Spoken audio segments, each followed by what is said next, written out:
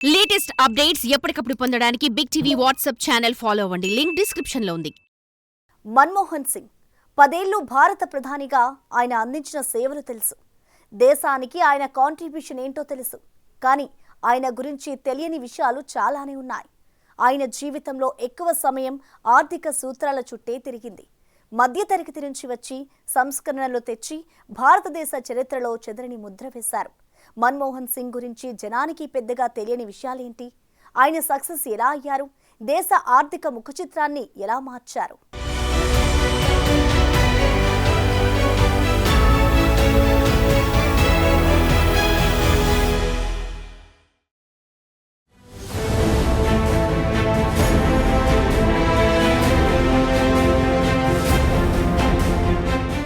గట్టిగా మాట్లాడితేనే నాయకుడు కాదు, సైలెంట్గా ఉన్నవాళ్లంతా భయస్థులు కాదు.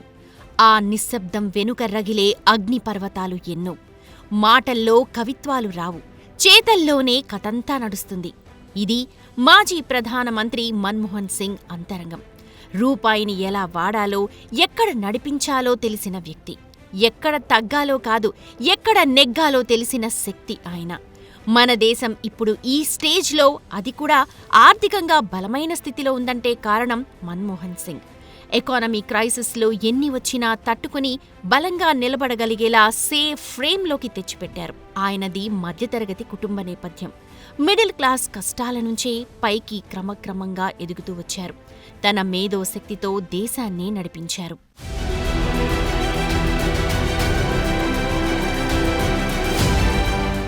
మన్మోహన్ హయాంలో మైలురాళ్లెన్నో ఉన్నాయి. 100 రోజుల జాతీయ ఉపాధి హామీ పథకం, ఆధార్ కార్డ్, సమాచార హక్కు, విద్యా హక్కు చట్టం, అమెరికాతో అణు ఒప్పందం ఇలాంటివి జస్ట్ ఎగ్జాంపుల్స్ మాత్రమే. వీటికంటే ముందు 1991లో దేశ ఆర్థిక మంత్రిగా మన్మోహన్ సింగ్ నియామకం చాలా సైలెంట్గా, చాలా స్ట్రాటజికల్గా జరిగింది. దేశంలో తలలు పండిన రాజకీయ పండితులు కూడా ఊహించలేకపోయారు. మన దేశం మంచి పొజిషన్లో ఉన్నప్పుడు పాలన ఎవరైనా చేస్తారు, ఎలాగైనా నడిపిస్తారు. కానీ దేశం అన్ని రకాలుగా క్లిష్ట పరిస్థితిలో ఉన్నప్పుడు పునాదులు వేసిన వాళ్లు చరిత్రలో నిలిచిపోతారు. అందులో మొదటి వరుసలో ఉన్న విశిష్ట శ్రేణి నాయకుడు మన్మోహన్ సింగ్.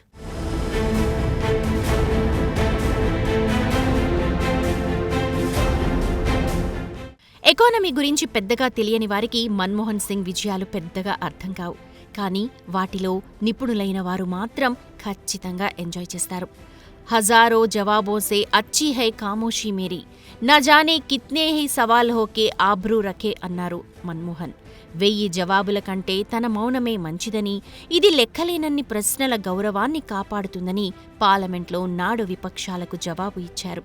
తన మౌనం నుంచి ఇంత గొప్పగా చెప్పడం ఆయనకే చెల్లింది.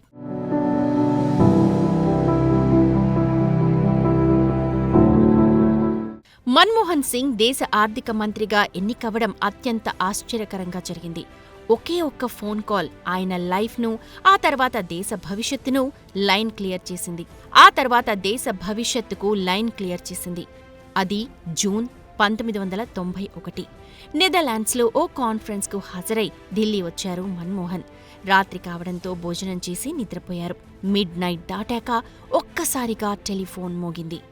ఇంత రాత్రి ఈ ఫోన్ ఏంటని మన్మోహన్ అల్లుడు ఆ కాల్ రిసీవ్ చేసుకున్నారు.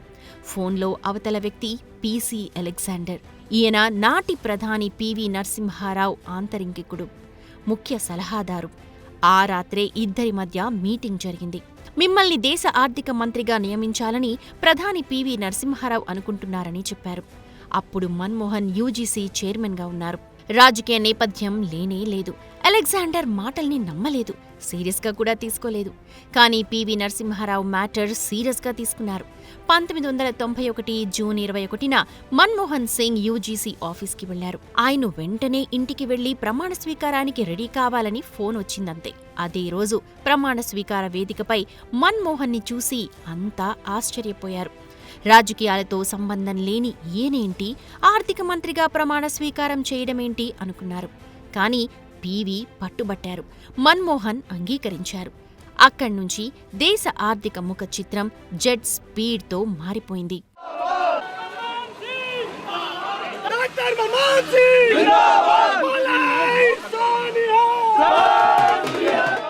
ఆర్థిక మంత్రిగా మన్మోహన్ సింగ్ బాధ్యతలు చేపట్టగానే పూలబాట అసలే లేదు. సవాళ్లెన్నో సిద్ధంగా ఉన్నాయి. వాటిని మామూలు వాళ్లు చూస్తే సైలెంట్గా సైడ్ అయిపోయేవారు. కానీ మన్మోహన్ అలా కాదు. సమస్యలకు పరిష్కారాలు కనుక్కున్నారు. 1991లో భారత్ తీవ్ర ఆర్థిక సంక్షోభ పరిస్థితిని ఎదుర్కొంటోంది. దేశ ద్రవ్య లోటు జీడీపీలో 8.5%, కరెంటు ఖాతా లోటు జీడీపీలో 3.5%కి చేరింది. ద్రవ్యోల్బణం రెండంకెల స్థాయికి చేరి సామాన్య జనానికి ఖర్చుల భారం తడిసి మోపెడైంది. విదేశీ మారకపు నిల్వలు కూడా కేవలం 2 వారాల దిగుమతులకు చెల్లింపులు చేసేంత స్థాయిలోనే ఉన్నాయి. లోన్ డీఫాల్టర్ అయ్యే ముప్పు ముంగిట్లో ఉంది. ఆర్థిక మంత్రిగా మన్మోహన్ సింగ్ బాధ్యతలు చేపట్టాక సావరీన్ డీఫాల్ట్ ముప్పు నుంచి దేశాన్ని గట్టెక్కించడానికి తొలి ప్రాధాన్యమిచ్చారు. ఇందుకోసం తక్షణ చర్యలుగా భారత్ ఎక్స్పోర్ట్స్ కెపాసిటీ పెంచేందుకు రూపాయి మారకపు విలువను 2 దశల్లో తగ్గించారు. తొలుత 1991 జూలై 1న ప్రధాన కరెన్సీలతో పోలిస్తే రూపాయి మారకపు విలువను దాదాపు 9%, ఆ తర్వాత మరో 2 రోజులకు 11% మేర తగ్గించారు. అటు 1991 జూలై 4 నుంచి 18 వరకు 4 విడతల్లో భారత్ వద్ద ఉన్న బంగారం నిల్వలను బ్యాంక్ ఆఫ్ ఇంగ్లాండ్ వద్ద తనఖా పెట్టారు. దాంతో $400 మిలియన్ సమీకరించారు. ఈ 2 కీలకంగా మారాయి.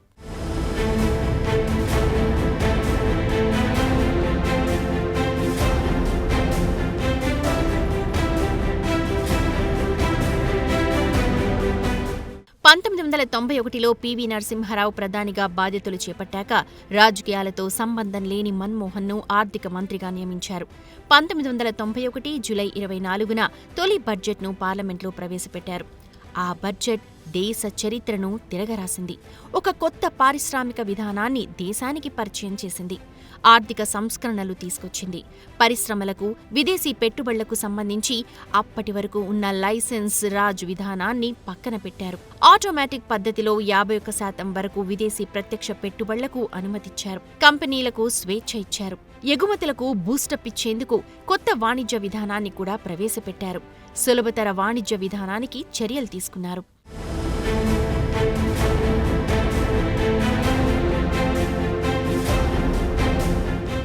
ఆర్బీఐ 15వ గవర్నర్గా మన్మోహన్ సింగ్ తనదైన ముద్ర వేశారు. 1980లో దేశ ద్రవ్యోల్బణం ఏకంగా 17%కి పెరిగింది.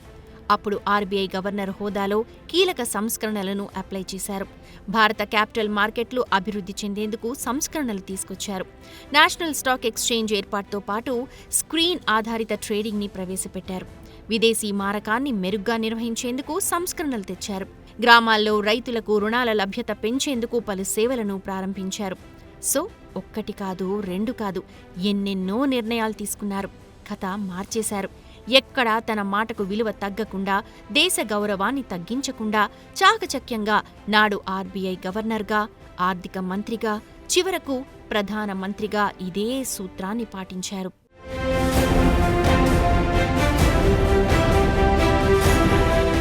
మన్మోహన్ 1991లో ఆర్థిక శాఖ పగ్గాలు చేపట్టే నాటికి సెన్సెక్స్ 999 పాయింట్లు మాత్రమే ఉంది. ఇక 2004-2005లో ప్రధానిగా పగ్గాలు చేపట్టే సమయానికి 6954 పాయింట్లకు చేరింది. ఆ తర్వాత 2014-15లో పీఎం పదవి బాధ్యతల నుంచి దిగిపోయే టైంకు దాదాపు 25,000 మార్క్ వద్దకు సెన్సెక్స్ చేరింది. ఇది మన్మోహన్ పనితనం.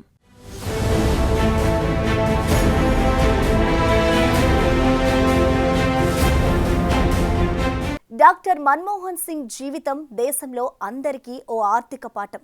ఆశలకు హద్దు ఉండదంటారు కదా, సంపాదించే కొద్దీ ఇంకా ఇంకా అన్నట్లు ఉంటుంది మానవ నైజం. దీనికి ఎక్కడో ఒక చోట ఫుల్ స్టాప్ పడాల్సిందే. ఎకనామీని చేతివేళ్లపై ఆడించిన మన్మోహన్ సింగ్ తన సొంత జీవితంలో మాత్రం పాటించిన ఆర్థిక సూత్రాలు అందరికీ పనికొచ్చేవే. లాభాలు చూస్తూ వాటి వెంట పరిగెత్తుతో అన్నీ దూరమవుతాయన్న మాట నమ్ముతారు. అందుకే ఆర్థిక క్రమశిక్షణలో మన్మోహన్ రోల్ మోడల్గా మారారు.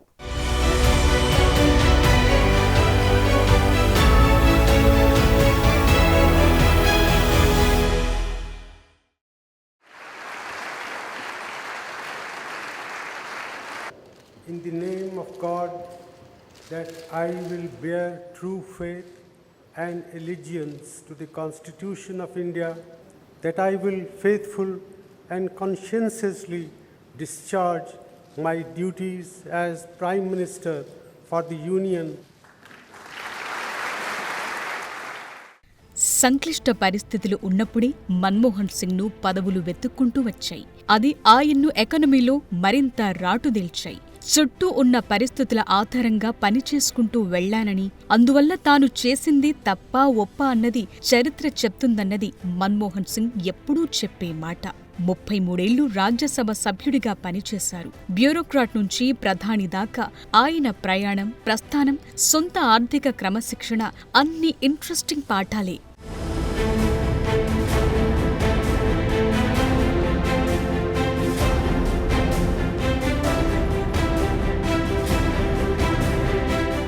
డాక్టర్ మన్మోహన్ సింగ్ తలపండిన ఆర్థికవేత్త. భారత ఆర్థిక వ్యవస్థను సంక్లిష్ట దశ నుంచి సరళీకరణ దిశగా రూట్ క్లియర్ చేశారు. అలాంటి ఆర్థికవేత్త తన జీవితంలో ఎలాంటి ఆర్థిక సూత్రాలు పాటించారు, ఎక్కడ ఇన్వెస్ట్ చేసుకున్నారన్నది ఇంట్రెస్టింగ్ పాయింట్.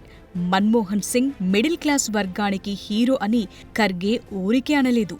ఎందుకంటే మన్మోహన్ జీ ఎంత ఎత్తు ఎదిగినా తన ప్రస్థానం, తన రూట్ మ్యాప్ మర్చిపోలేదు.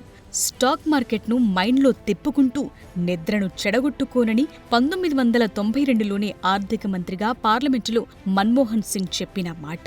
ఆయన నిజ జీవితంలో కూడా ఎలాంటి సాహసాలకు పోకుండా సంపాదించిన మొత్తాన్ని సేఫ్ పొజిషన్లోనే ఇన్వెస్ట్ చేసి దాచుకున్నారు.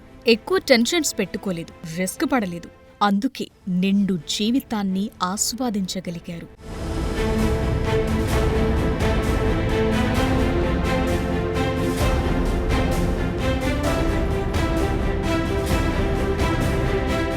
2019 నాటికి మన్మోహన్ సింగ్, గురుశరణ్ కౌర్ దంపతుల ఆస్తి 15 కోట్లు.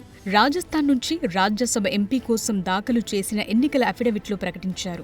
మన్మోహన్ ఆస్తుల్లో ఆసక్తికరమైంది ఆయన చేసిన ఇన్వెస్ట్మెంట్లే. ఆర్థికవేత్త అయిన ఆయన డబ్బును సంప్రదాయ ఫిక్స్డ్ డిపాజిట్లలోనే పొదుపు చేసుకున్నారు. 7 కోట్లను బ్యాంకుల్లో దాచిపెట్టుకోగా మరో 12 లక్షలను ఆయన పోస్టాఫీస్ జాతీయ పొదుపు పథకాల్లో పెట్టుబడి పెట్టారు. 2013లో అసోం నుంచి ఫైల్ చేసిన అఫిడవిట్లోనూ ఎఫ్డీలే ఎక్కువగా ఉన్నాయి. మన్మోహన్ చాలా క్రమశిక్షణగా తన ఫిక్స్డ్ డిపాజిట్లను ప్లాన్ చేశారు. 2 కోట్ల విలువైన 3 ఎఫ్డీలను 2013లో వేస్తే అవి 2016 ఫిబ్రవరిలో మెచ్యూర్ అయ్యాయి. వాటిని మళ్లీ రీఇన్వెస్ట్ చేశారు. ఆ రకంగా మన్మోహన్ స్టాక్ మార్కెట్ జోలికి వెళ్లకుండా సంపదను కేవలం 6 ఏళ్లలో 4 కోట్లకు చేర్చారు. మాజీ ప్రధాని మన్మోహన్ సింగ్ మధ్యతరగతి వర్గానికి హీరో అన్నట్లుగానే ఆర్థిక నిపుణుడే అయినా స్వయంగా తన ఆదాయాన్ని ఇన్వెస్ట్ చేసే విషయంలో రిస్క్ చేయకుండా మధ్యతరగతి వర్గంలానే ఆలోచించారు.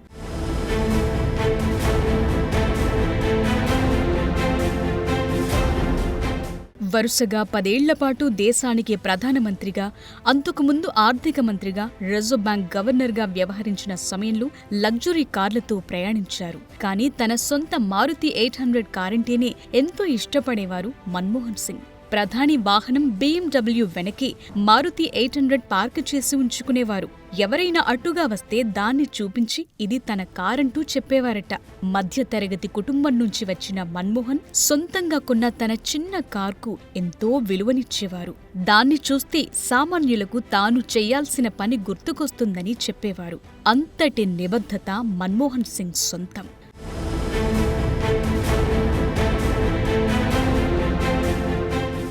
2004-2009లో 2 సార్లు యూపీఏ అధికారంలోకి రాగా మన్మోహన్ సింగ్ ప్రధానిగా వ్యవహరించారు. 2009లో వామపక్ష పార్టీలు లేకుండా కూటమి తిరిగి అధికారంలోకొచ్చింది. కాంగ్రెస్ బలం పుంజుకుంది.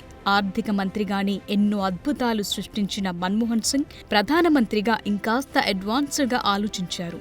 RTI, RTE, NREGA, nuclear deal, Aadhaar వంటి కొన్ని కీలక నిర్ణయాలు తీసుకొచ్చారు. యూపీఏ 1, యూపీఏ 2 టైంలో ఇండియా జీడీపీ ప్రతి సంవత్సరం సగటు రేటు 7.74% వృద్ధి చెందింది. ఏప్రిల్ 2005లో జాతీయ గ్రామీణ ఆరోగ్య మిషన్ తీసుకొచ్చారు. గ్రామీణ ప్రాంతాల్లోని మహిళలు, పిల్లలకు నాణ్యమైన ఆరోగ్య సేవలందించింది. 2005 జూన్లో వచ్చిన ఉపాధి హామీ పథకం పేదలకు చాలా మేలు చేసింది. ఏడాదిలో 100 రోజులు పని కల్పించింది. ప్రజాస్వామ్యంలో ప్రతి సమాచారం కీలకమైంది. అందుకే ప్రభుత్వాలు తీసుకునే నిర్ణయాలు, చేసే పనుల్లో పారదర్శకత పెంచేందుకు, జవాబుదారీ పెంచేందుకు సమాచార హక్కు చట్టాన్ని తీసుకొచ్చారు. 2008లో యుఎస్ భారత్ న్యూక్లియర్ డీల్ కుదరటంలో మన్మోహన్ కీలక పాత్ర పోషించారు. 2009లో 6 నుంచి 14 సంవత్సరాల వయస్సు గల పిల్లలకు ఉచిత నిర్బంధ విద్య అమలు చేసేందుకు విద్యా హక్కు చట్టమొచ్చింది.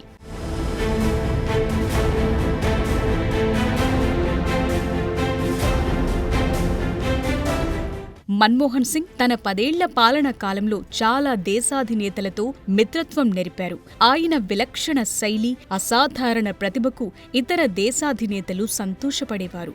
ఆయన తీరును మెచ్చుకునేవారు. తాను రాసిన ఏ ప్రామిస్డ్ ల్యాండ్ బుక్ లో మన్మోహన్ సింగ్ గురించి అమెరికా మాజీ అధ్యక్షుడు ఒబామా ప్రత్యేకంగా ప్రస్తావించారు. ఆయన అసాధారణ ప్రతిభ కలిగిన నిజాయితీపరుడని అభివర్ణించారు. భారత ప్రజల శ్రేయస్సు, ఆర్థిక సంస్కరణల కోసం ఆయన నిబద్ధతతో పనిచేశారని ప్రశంసించారు. తన సంస్కరణలతో ఎంతో మందిని పేదరికం నుంచి బయటకు తీసుకొచ్చారన్నారు. తెలివైన, ఆలోచనాత్మకమైన, కపటం లేని నిజాయితీ వ్యక్తిత్వం మన్మోహన్ సొంతమని ఒబామా కొనియాడారు. సో భారతదేశానికి అంతర్జాతీయంగా మంచి పేరు తీసుకురావటంలో కీరోల్ పోషించారు Manmohan Singh.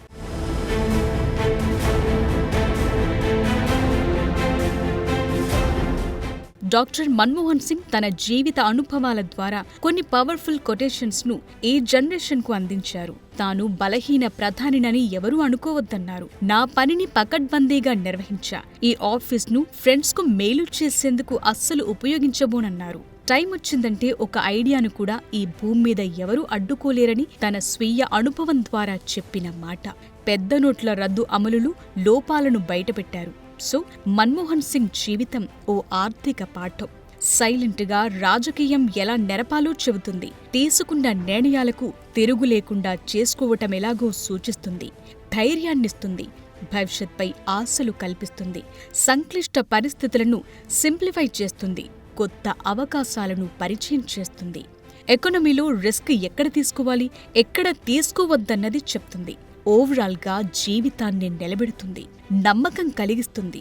That is doctor Manmohan Singh.